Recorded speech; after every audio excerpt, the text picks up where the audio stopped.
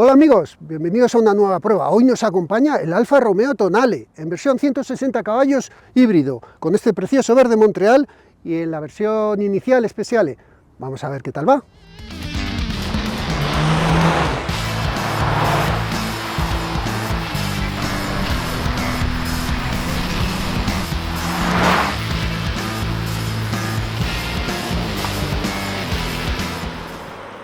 Ya tenía yo ganas de coger un Tonale, el coche que, digamos, de la nueva Alfa Romeo, la Alfa Romeo dentro del grupo Stellantis. Este es el primer coche que han hecho con ella. De hecho, utiliza una plataforma que la comparte, ahora mismo la está compartiendo con el Jeep Compass. Y bueno, no os llevéis a... Esto siempre, es que estas cosas lo leo mucho. No es que ahora Alfa Romeo esté haciendo un coche sobre un Jeep. No, ni Jeep está haciendo un coche sobre un Alfa Romeo. Esto es una plataforma modular que se hace pensando en coches que van a salir, y va a salir el Compass, va a salir el Tonale y va a salir lo que salga sobre esta plataforma. O sea, no, esto no es un Jeep, esto es un Alfa Romeo, es un Alfa Romeo. Otra cosa es si tiene el carácter del Alfa Romeo, que es una de las cosas que queremos averiguar hoy en este vídeo. Desde luego la imagen la tiene. Ya lo estáis viendo, o sea, es que este morro me recuerda al Brera, me lo ha dicho antes Nachete, y es que es cierto, es que se parece al Brera, tiene así el morro así bajito, tal, está todo, no sé, a mí Alfa en diseño me tiene completamente enamorado. A ver, hoy lo probamos con la versión de 160 caballos, que es un híbrido y además es un híbrido que ya veremos que funciona realmente bien. Lo probamos con este verde, Nacho. Verde Montreal. Verde Montreal. Es una... es que no me gusta hablar de colores, pero joder, hay que decirlo porque esto nos recuerda lo sacó Alfa Romeo para celebrar el 50 aniversario del Montreal. Esta plataforma es curioso, lleva columna McPherson delante y columna McPherson detrás, y detrás con 3 brazos. En vez de llevar un multibrazo que suele ser un poco lo habitual, o un eje rígido que suele ser un poco lo habitual en estos coches. Esto Alfa Romeo lo ha hecho mucho, o sea, no es el primero, el 147, el 156 ya lo tenía, el 4C, pero el 4C fue porque cogieron todo lo que es el motor, toda la parte delantera del Giulietta, le dieron la vuelta y lo pusieron detrás en el 4C. Pero bueno, al final es una solución que funciona. Puede llevar 2 tipos de suspensiones, suspensión de dureza regulable, en 2 durezas, o esta normal. Una cosa muy buena que tiene es la dirección, la desmultiplicación de la dirección, son 13,6:1. El Stelvio son 12, me parece. Tiene una mejor desmultiplicación que un Porsche Macan, por ejemplo. Ahí se ve que Alfa le ha querido dar su toque, que sí, que la plataforma es compartida del grupo Stellantis, pero le ha querido dar su toque. Es importante recalcar que este coche inicia la electrificación en Alfa Romeo, que ya han anunciado que en 2027 será una marca completamente eléctrica. Veremos si eso se cumple, pero desde luego ya lo han dicho. Vemos que Speciale, que es el acabado, digamos, de inicio de comercialización, es una versión limitada. Este coche lo puedes tener en acabados el Super, que es digamos, de acceso a la marca, y el TI. Y en los dos puedes meter tanto la terminación, ¿cómo era, Nacho? Sprint o Veloce. La Sprint o Veloce. Lo dice en acento lo dice en su acento italiano. Para esta prueba tenemos unos Bristol Turanza, que los estáis viendo aquí, con estas preciosas, pero preciosas llantas de 20 pulgadas. Vemos las pinzas, son Brembo, 4 pistones, y pintadas en color rojo. Vemos el coche con detalles muy interesantes. Hay una cosa que me gustaría que vieseis, y es el diseño de la puerta. El diseño de la puerta, esto es muy inglés, llega hasta aquí abajo, es decir, cubre esta parte, y cubre esta parte para que cuando tú entras y sales del coche un día lluvioso como hoy, no te mojes, no te manches el pantalón. Es un detalle curioso de a tener en cuenta. Venimos a la parte trasera, gusta el diseño, es que me vuelve loco el diseño de Alfa Romeo, me vuelve loco.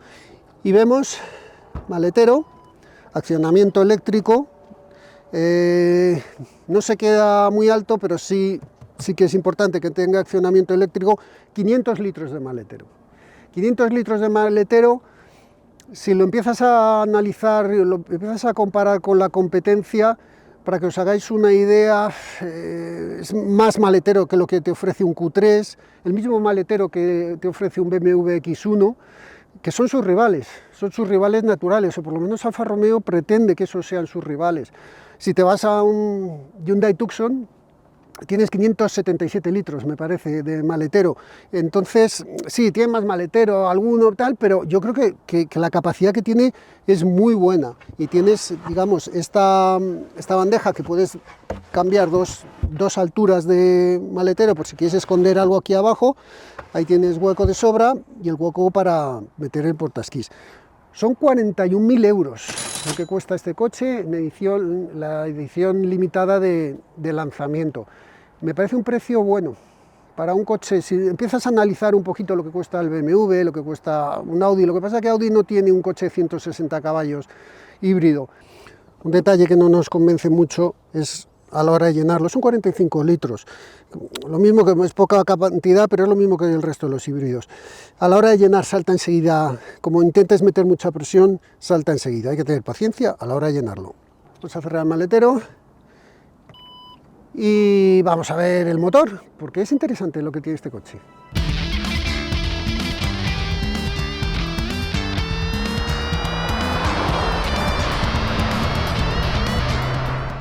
Vamos a ver el motor con sus hidráulicos. Bien, si apuntas a ser premium, estas cosas son importantes, aunque luego nadie te vaya a abrir el motor. Os cuento, etiqueta Eco, 160 caballos, pesa 1.600 kilos el coche. Os parecerá mucho, pero realmente es lo que están pesando sus rivales. Entonces, bueno, sí, es mucho, pero están todos ahí. Os cuento, es un motor 4 cilindros que funciona en ciclo Miller y lleva un turbo de geometría variable. Son 1.500 centímetros cúbicos y da 160 caballos. Este motor está hibridado con un motor eléctrico de 20,4 caballos que está integrado en la caja de cambios, que la caja de cambios es de doble embrague y son 7 velocidades. Y además, adicionalmente, lleva un alternador unido por correa dentada, que es el que se encarga de arrancar y parar el motor térmico. Utiliza red de 48 voltios. A ver, es un híbrido porque el motor que está en la caja de cambios llega a mover las ruedas. O sea, hay momentos en el que el motor térmico está apagado y se llega a mover con el motor eléctrico. Pero el motor eléctrico tiene solo 20,4 caballos y la batería que lleva es de 0,8 kWh. Es muy pequeño, un RAV4 da 120 caballos el motor eléctrico y la batería es de 1, no sé, Nacho, recuérdamelo, míralo, 1,6 kilovatios hora, es que es el doble. Entonces, es una serie, son unos híbridos, el X1 es muy parecido, esto el primero que lo vi fue el Subaru Forester. Al final son unos híbridos que apuestan por no subir mucho el peso, porque obviamente la batería le hace subir mucho más el peso, una batería más grande y un motor eléctrico más grande, pues al final pues juegan un poquito con esa combinación. Y bueno, pues funciona, lo vamos a ver ahora pues cuando salgamos a la calle y vamos a verlo en los consumos y las prestaciones. Yo creo que es interesante. Os voy a enseñar el interior.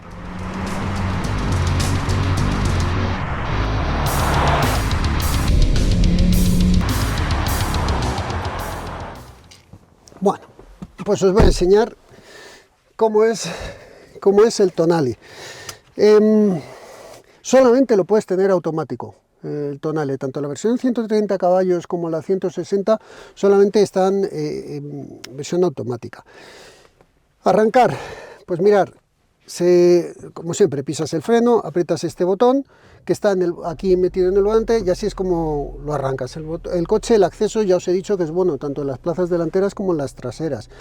Estos asientos a mí me gustan, sujetan el cuerpo muy bien, son en este caso de accionamiento eléctrico, y el único defecto que le pongo es que la parte del lumbar, yo personalmente, a lo mejor es gusto personal, pero yo la noto un poquito dura, aun cuando desinflas, digamos, la bolsa que tiene aquí dentro. Los asientos son cómodos, las plazas traseras, ya habéis visto, Nacho, que mide un 84, el asiento este está colocado a mi distancia, y fijaros, Nacho, que bien va. Lo que tienen los asientos traseros, que lo podéis ver, es que hay mucha separación entre, o sea, están muy marcadas las plazas principales, y eso hace que la plaza central sea un poquito más incómoda, pero no se sale mucho de lo que vemos habitualmente en el resto de los coches. El espacio general es bueno, el espacio general es bueno. Vemos aquí, bueno, detallitos interesantes, como por ejemplo el cargador inalámbrico aquí, y además lo bueno que tiene este cargador inalámbrico es que está el teléfono aquí, y de un vistazo puedes echar, aunque te va a salir en la pantalla, pero de un vistazo puedes verlo. El volante, un volante ergonómico, está un poco achatado por aquí, no es redondo del todo, pero bueno, tiene aquí los mandos de, digamos, para gestionar el tema de pantallas y tal. Tiene conducción autónoma nivel 2, o sea que hace funciones de mantenimiento de carril y de frenada y aceleración. Tenemos aquí esta pantalla que al tacto funciona bien, y tienes un montón de opciones y de cosas. A ver, visualmente no es tan bonita como la del grupo Volkswagen, por ejemplo, o como la de BMW o Mercedes incluso. No es tan bonita a la hora de los gráficos, no son tan, digamos, llamativos, pero funciona bastante mejor que la del grupo Volkswagen. Eso no hay color.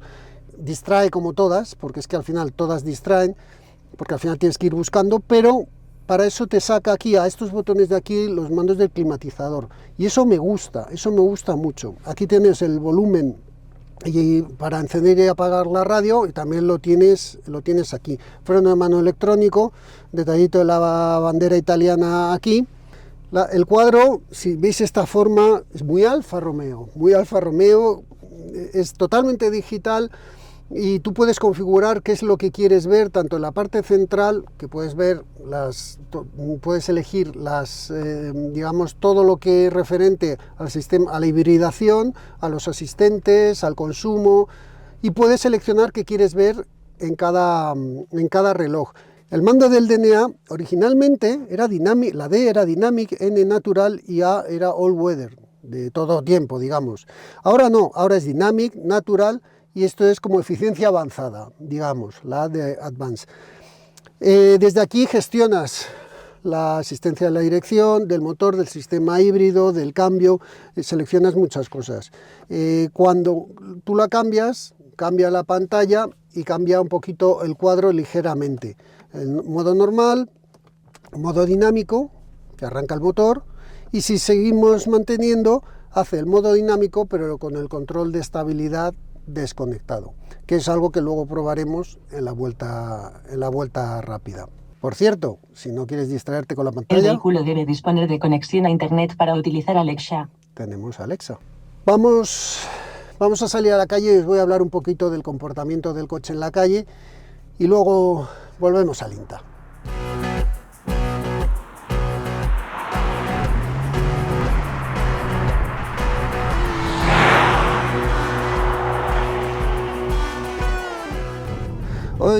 Hoy la conducción os la hago aquí en el mismo INTA, porque llevamos unas semanas de lluvias horrorosas, y de verdad que hemos venido a grabar ya 5 veces este coche y siempre nos caía la mundial de agua. Entonces, bueno, hoy vais a ver las cámaras un poco diferentes, pero bueno, os da igual, mientras os cuente lo que os tengo que contar. A ver, en marcha, así aprovecho, antes de dar la vuelta rápida, mientras aprovechamos a calentar un poquito el coche, os lo voy contando. Cosas importantes ya una vez en marcha. Sigo notando el respaldo un pelín duro en este coche, y eso que está desinflado la parte lumbar, como os he explicado antes. Sigo notando cuando conduzco y tal, no me llego a acostumbrar. Ya sabéis, cada cuerpo es un mundo. Os cuento más cosas. A ver, las levas. Las levas son preciosas, pero, y son metálicas, están muy bien, y las ves desde aquí muy bonitas, pero me molestan mucho a la hora de ir a lanzar la mano hacia cualquiera de los mandos de luces o los limpiaparabrisas. Vamos a ver, aquí hay varias teorías. Está las levas fijas o las levas solidarias al volante. Si yo voy a hacer un coche de circuito, yo quiero que las levas estén solidarias al volante, porque no voy a estar manoteando el volante, prácticamente mis manos van a ir siempre en el mismo sitio. Si yo voy a hacer un coche de rallies, a mí lo que me gusta es que las levas estén fijas, porque da igual donde esté el volante, que yo voy a llevar la mano a la leva, siempre voy a saber dónde están las levas. Ahora bien, esto no es un coche ni de circuitos, ni es un coche de rallies. Para la calle, pues yo casi prefiero que las levas sean solidarias al volante, porque realmente las veces que tocamos las levas del cambio son muy pocas y siempre vas a encontrar dónde está la leva. Y que te ocupen poco, pues ya estáis viendo que esta leva es preciosa, pero preciosa, y además es que te montas y dices, joder, pues a veces incluso me da igual que me moleste, porque es tan bonita que ostras, la disfruto. Bueno, pues vale, pero genera estos inconvenientes. Los modos de conducción. Tenemos el modo super eficiente, que deja el coche demasiado muerto. Yo, sinceramente, con el modo N, en vez de el A, el N, que es el modo normal, yo ahí voy a todas partes, pero a todas partes, porque el otro de verdad es demasiado, te mata demasiado el par del coche y no lo recomiendo ir en modo normal. Y luego el modo deportivo lo pones pues cuando te interesa buscar algo de deportividad, pero es que tampoco, porque cuando tú empieces a pisarle al coche, el modo automático es que se va a poner en deportivo, realmente no os va a aportar mucho. El comportamiento en ciudad es bueno, tienes buena visibilidad, el coche maniobra bien, tiene buen radio de giro y la cámara trasera funciona muy bien, tienes buena visibilidad, los sensores funcionan bien, tú puedes aparcar el coche pues como aparcas cualquier otro, no le encuentro ningún problema. Ya una vez que vas en marcha, ya que vas un poquito más conducción normal, incluso en la ciudad, hay un detalle, y es que el pedal del freno está muy alto, entonces te obliga, llevas el pie en el acelerador, porque normalmente está así, pero cuando tú vas en marcha vas acelerando, entonces tienes que llevar hay mucha distancia desde que tú sueltas el pedal hasta que subes el pedal el pie en el pedal de freno, y eso al final un poco molesto, por lo menos a mí me ha molestado. Luego me gustaría saber si a vosotros os molesta. Si alguno os habéis comprado el coche, por favor contármelo en los comentarios, que si también lo veis como un fallo o no lo habéis notado. La conducción en carretera está bien, el coche tiende a ser duro, y luego lo que tiene es lo de la dirección, que tú en cuanto metes dirección notas como el tren delantero va a entrar rápido, que ahora en la vuelta rápida veremos si se corresponde con la realidad. Desde luego tú lo vas conduciendo y dices, joder, esto sí es un alfa, porque yo estoy notando, me está transmitiendo cosas que no me transmiten otros subs rivales. Te subes en un RAV4, te subes en un Tucson, y no sientes algo así, esta deportividad que te transmite esta dirección. Te subes en un Mercedes, en un BMW o en un Audi, pues tampoco tienes esta dirección, tampoco tienes esta sensación de, oye, voy en un coche que me aporta algo diferente. Entonces, por ese lado, está muy bien porque le han dado el carácter alfa. ¿Lo necesita este coche? No, realmente no lo necesitaría, pero bueno, es darle personalidad, no lo veo mal. Ahora en la vuelta rápida veremos si realmente aporta algo. La dureza del coche, el coche tiende a ser duro, el coche es duro, pasas por los baches, es firme, pasas por los baches de urbanización y sí que ahí lo notas duro, y en carretera, bueno, pues sí, lo sientes firme, pero no como para no comprarte el coche porque sea incómodo, que se te haya quejas en la familia, no, eso no. Pero que sepáis que tiene cierta firmeza. En carretera de curvas te transmite mucha confianza, es agradable, en conducción en autopistas y tal, también se comporta bien. Bueno, pues sí, pues es un Alfa. Lo que pasa es que, claro, dices, ¿esto es un Alfa de los de toda la vida? Bueno, es que toda la vida los Alfas nunca han sido sub y nunca han sido híbridos, con lo cual hay que entender y hay que darle ahí un margen de confianza a la marca, sobre todo si eres alfista, tienes que darle un margen de confianza a la marca, porque claro, aquí hay ahora sensaciones que antes no tenías en un Alfa, pero es que tú te vas a un Porsche sub híbrido y te pasa lo mismo, así que alfistas, no os quejéis tanto que este coche sí, tiene cosas distintas, pero claro, es que es otra filosofía de automóvil. Lo que sí que os digo, y esto también para los alfistas, es que no tiene la solidez dinámica en las manos, no tienes esa sensación de deportividad que sí que tiene un Stelvio, que para mí el Stelvio en el mundo de los sub está aquí arriba, en cuanto a deportividad y en cuanto a sensaciones y a resultado también. Así que nada, voy a preparar el coche para hacer la vuelta rápida, que aquí no voy a darle tanta importancia al tiempo, lo que le voy a dar más importancia es a la seguridad, ¿vale? Pero bueno, también hablaremos de deportividad. Entonces, vamos a preparar el coche y hacemos la vuelta rápida. Siento que hoy no haya sido en la calle.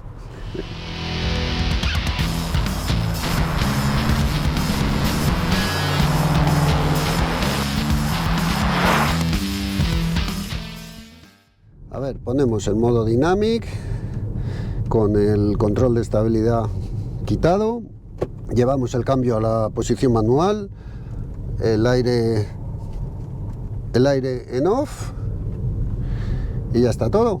Venga, vamos a dar la vuelta. De momento, lo que os digo del detalle de la dirección ya se nota. A ver, vamos allá. Cambia el suelo de marcha al llegar arriba. Muy bien, muy bien. Lo que pasa que luego a la salida de las curvas es lento, pero entra muy bien tren delantero. Ahí ha perdido un poco de tracción por par. ¿Veis? Aquí encuentro las levas enseguida. Aquí estoy encantado de que las levas estén aquí. Lo que pasa es que la de subir marcha no la toco, porque ya lo hace el solo. ¿Veis? Ahí ha cambiado el de marcha. A ver. Frena muy bien. Estoy reduciendo yo manualmente. Me meto dentro. Entra muy bien de la parte delantera. Me está gustando.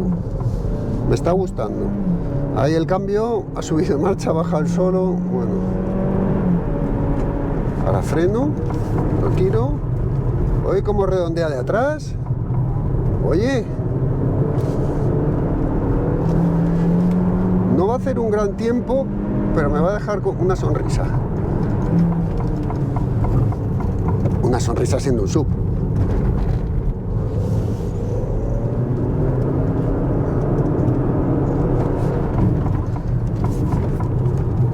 Oye, pues me está gustando mucho, además mucho más que en la calle. Lo único que no me gusta es el cambio, que hace lo que le da la gana. ¿Veis? Ahí tengo que rectificar, incluso de lo bien que se tira para adentro. 35.8.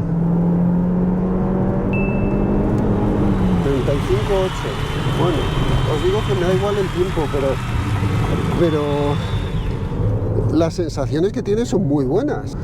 Vamos a ver, no es más rápido, porque es que el sistema híbrido no consigue ser...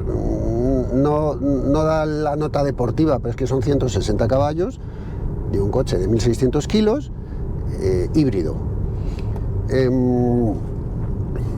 Yo creo que está haciendo lo que es en tiempo y está haciendo lo que van a hacer sus rivales híbridos, o no sé, ahora mismo no me acuerdo del tiempo, pero yo creo que que sí que está en su sitio, o sea que de motor está en su sitio. Sería más rápido si el cambio me hiciese más caso, es decir, si yo te digo manténme la marcha, no cambies una hacia arriba o hacia abajo, que a veces ha hecho algo raro. Frenos excelentes, no buenos, excelentes. Dinámica del chasis desde el punto de vista deportivo muy buena, muy buena. O sea, si ahora mismo me tengo que ir a un sub, si me tengo que ir a un sub, a ver, híbrido, que tenga esto, pues incluso en BMW y en Mercedes apuntan un poquito más al confort que a la deportividad que apunta este coche, porque te ayuda a redondear y no te... el control de estabilidad luego al final entra un poquito. Yo creo que bien, yo creo que está bien, yo creo que, o sea, os digo, cuando lo he llevado por carretera y he ido probando, su deportividad no me ha gustado tanto como la que me ha gustado aquí, porque le veo que si lo llevas al límite responde con deportividad. Oye, pues muy bien, vamos a comparar los tiempos, que no vamos a hablar de tiempos, vamos a hablar de seguridad. La seguridad buena también, ¿eh? Sobre todo la frenada, oye, qué bien frena. Venga, vamos a seguir, que tengo aquí a mis chicos preparados.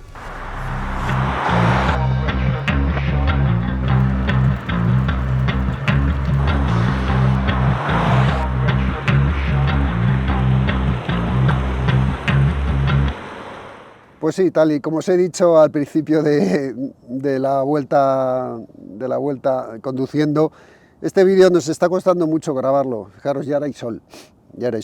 Nuestro querido editor Manu, verás tú cuando le lleguen los planos, con tanto cambio de luz. Pero bueno, estos son problemas de youtubers, a vosotros no os importa. A ver, vuelta rápida. Vamos a ver, comportamiento deportivo, digamos. Vuelvo a repetirlo, el coche transmite deportividad, la transmite, o sea, transmite, no transmite deportividad, digamos, transmite sensaciones, transmite alguna sensación, te deja jugar un poco con la trasera, o sea, no es un sub convencional, no está entre los subgeneralistas, no tiene el tacto de subgeneralista, tampoco tiene el aplomo a lo mejor de un BMW, de un Mercedes, pero tiene su personalidad, su propia personalidad, y eso está bien.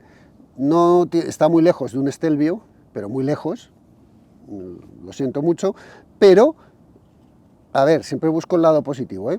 Pero es que nunca habíamos tenido un Alfa sub híbrido, es que ahí está la historia. Entonces, es muy difícil que tenga el tacto de cualquier Alfa, bueno, menos de un Alfa de los 50, de los 70, de los 80, de los 90, pero bueno, sí, es un Alfa, chicos, es bonito y además tiene algo, no sé, a mí por lo menos me ha gustado la vuelta rápida. El tiempo que ha hecho, 1:35:80, no vamos a tener muy en cuenta el tiempo, pero sí escuece que esté por detrás de, por ejemplo, un Cupra Formentor 1.5 TSI de 150 caballos también, que hizo 33.6 y este 35.8. Pues sí, está muy lejos. Ha sido más rápido que un Q3 35 TDI, ha hecho prácticamente el mismo tiempo que él, pero bueno, ha sido más lento que el Mercedes GLA 200D. Bueno, al final,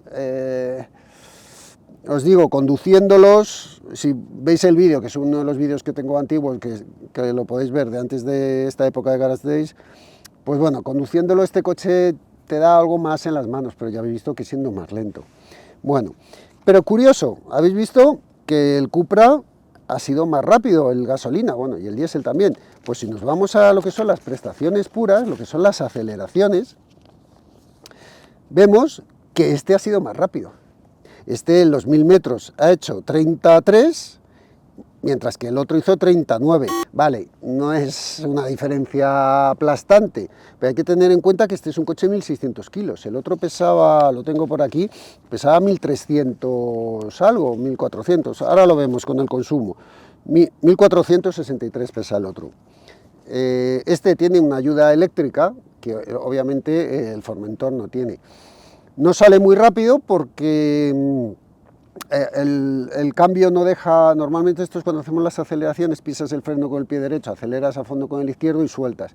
Cuando haces eso se queda parado, porque es un híbrido. Entonces la aceleración es, empiezas a acelerar y empieza a andar. Entonces no hay el patinaje inicial de ruedas que necesita para que empiece, para que empiece con más velocidad. Ten en cuenta que se mide por GPS, y el GPS, hasta que no se mueve el coche, no empieza a marcar. Entonces, bueno, el coche es un poquito más rápido de lo que su método de salida, digamos, le permite, pero así todo, 29.2 no está mal, con un 0-100 de 8.9, yo no lo veo mal.